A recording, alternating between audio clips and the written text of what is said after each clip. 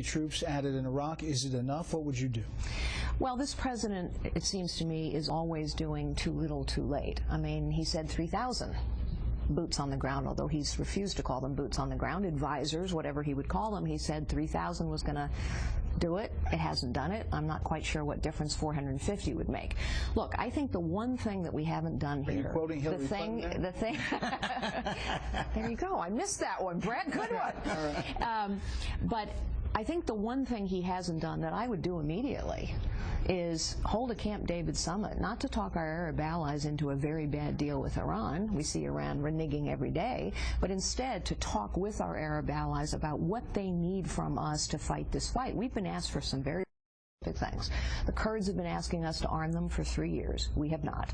The Egyptians, I remember you visiting President al-Sisi, the Egyptians have asked us to share intelligence. We are not.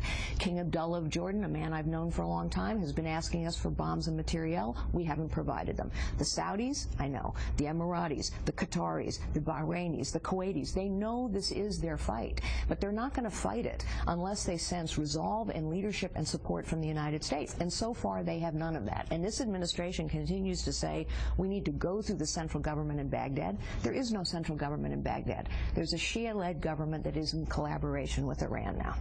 George. The Senate has voted 90-1 saying we reject the policy of containing Iran, thereby implying that Iran, unlike the Soviet Union, is not rational enough to be, with nuclear weapons, deterred. Do you agree with that? And if so, does that mean that President Fiorina would order military strikes on an Iran that was acquiring a nuclear capability? Well, I think once again, President Obama has continued to give the American people a false choice, which is a little bit implied in your question. His false choice is, if you don't agree with what I'm doing or not doing, there is no option but to go to war. I think with ISIS there is an option that we haven't availed ourselves of. Likewise, I think that's true with Iran.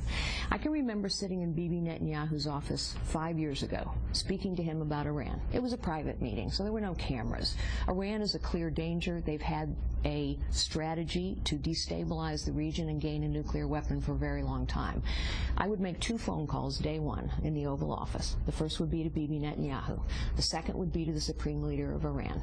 And while he might not take my phone call, he would get the message. And the message would be, until and unless you are prepared to open every nuclear facility, every uranium enrichment facility to full, unfettered, anytime, anywhere inspections, we will exact punishing financial sanctions we can.